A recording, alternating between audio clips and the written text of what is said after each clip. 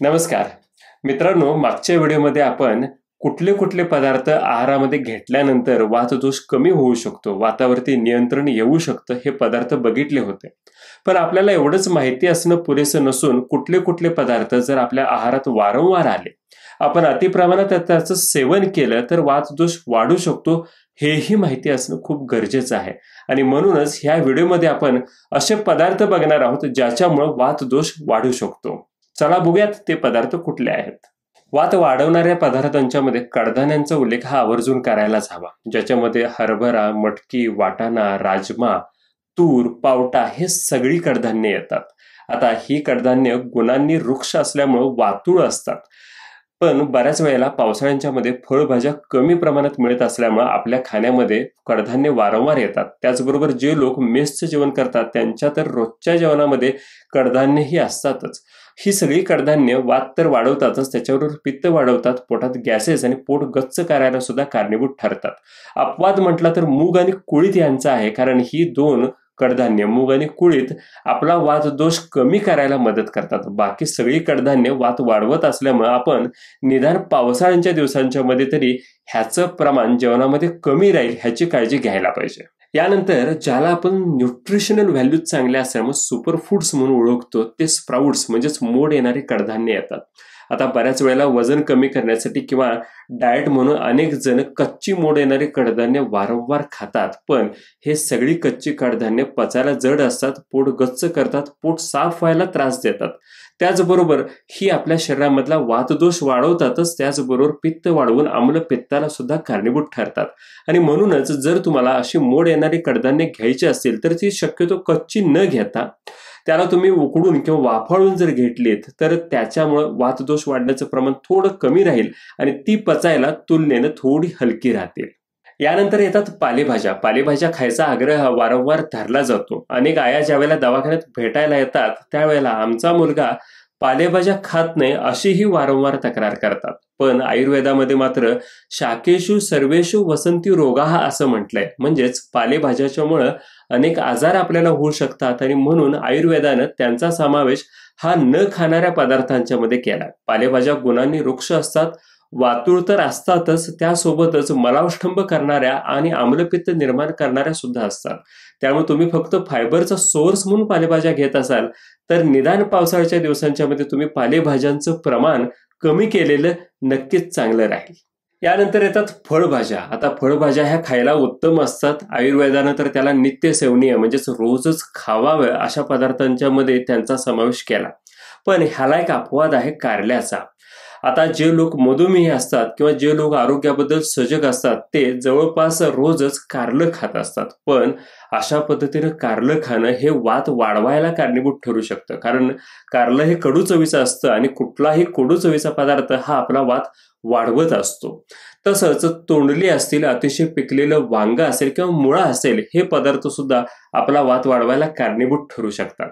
आता वात वाढवणाऱ्या ज्या पदार्थाबद्दल मी सांगणार आहे तो पदार्थ टाळणं हे जवळपास प्रत्येकालाच अशक्य असतं, कारण प्रत्येकाच्या जेवणामध्ये दिवसभरात एकदा तरी तो पदार्थ येतो आणि तो आहे बटाटा.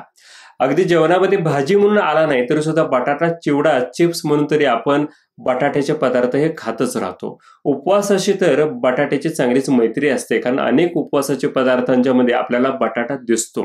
आता मुळातच उपवास हेच वात वाढवण्याचं मुख्य कारण आहे आणि त्यातच त्या दिवशी जर आपण बटाट्याचे काही रेसिपीज खाल्या तर त्यामुळे तो वात जास्तच वाढतो. आणि पावसाळ्यामध्ये तर जास्त उपवास येतात आणि अशा उपवासाच्या वेळेला जर आपण बटाटा खाला तर वातदोष अगदीच जास्त वाढू शकतो. त्यामुळं ज्यांना वाताची तक्रार आहे किंवा ज्यांची वात प्रकृती आहे त्यांनी उपवासाच्या दिवशी बटाट्याचं प्रमाण थोडं कमी ठेवलेलं कधीही चांगलं राहतं. उपवासाला वारंवार खाला जाणारा आणखी एक पदार्थ आहे तो म्हणजेच वरी. आता वरीचं थालीपीठ आणि वरीच्या अनेक रेसिपीज उपवासासाठी उपलब्ध असतात, पण वरी ही गुणांनी वृक्ष असल्यामुळे वात वाढवणारी आणि सांधेदुखीला कारण ठरते. वरी सोबतच साबुदाणा सुद्धा उपवासाला खाला जातो. साबुदाणा आपल्या पोटामधला वायू म्हणजे समान वायू वाढवून आपल्याला त्रासदायक ठरतो आणि त्याच्यामुळे मलावष्टंभ आणि वातासोबतच पित्ताची तक्रार सुद्धा होऊ शकते. ह्यानंतर वात वाढवणारा सगळ्यात महत्वाचा पदार्थ आहे ते म्हणजेच बेकरी प्रॉडक्ट्स. पाव, ब्रेड, बिस्किट हे सगळे बेकरी प्रॉडक्ट बनवण्यासाठी जी बेकिंगची प्रक्रिया केली जाते, ह्या प्रक्रियेच्या दरम्यान त्या पदार्थांमधली सगळी स्निग्धता काढून टाकली जाते आणि त्यामुळे ते पदार्थ रुक्ष बनतात आणि वातूळ सुद्धा बनतात.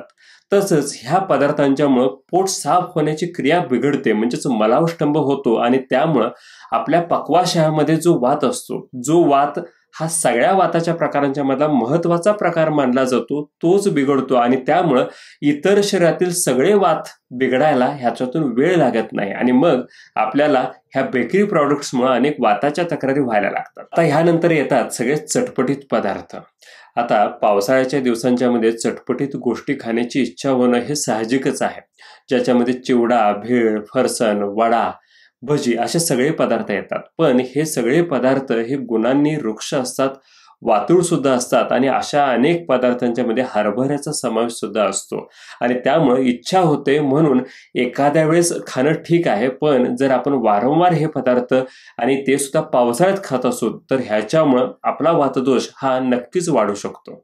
यानंतर वात वाढवणारी जी गोष्ट आहे ती पदार्थ नसली तरी सुद्धा इतर पदार्थांच्या इतकंच वात वाढवायला कारणीभूत ठरू शकते आणि ती गोष्ट आहे थंड पाणी.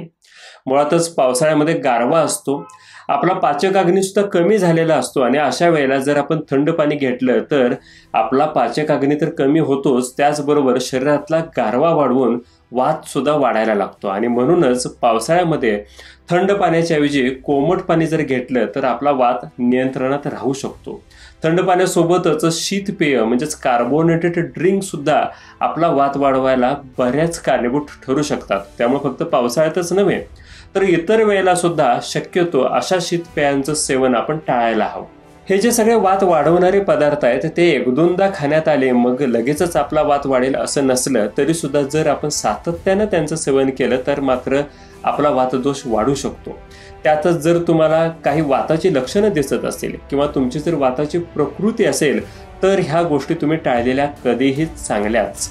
आता वात वाढवल्याची लक्षणं कोणती आहेत किंवा वाताच्या प्रकृतीची लक्षणं कोणती आहेत ह्याचे सुद्धा व्हिडिओ आपण बनवलेले आहेत, त्यांची लिंक मी तुम्हाला डिस्क्रिप्शनमध्ये देतोय, ते व्हिडिओ तुम्ही बघून घ्या. आणि फक्त आहारातूनच आपला वात वाढतो असं नसून विहारातल्या म्हणजेच दैनंदिन जीवनामध्ये आपण ज्या गोष्टी करतो त्यांच्यामध्ये सुद्धा काही गोष्टींच्यामुळं आपला वातदोष वाढू शकतो आणि त्या गोष्टी कोणत्या आहेत आणि त्या गोष्टींच्यामुळे कशा पद्धतीनं वात वाढतो हे आपण ह्या नंतरच्या व्हिडिओमध्ये बघणार आहोत. तोपर्यंत कनेक्टेड राहा. या व्हिडिओमध्ये मी इथंच थांबतोय. धन्यवाद.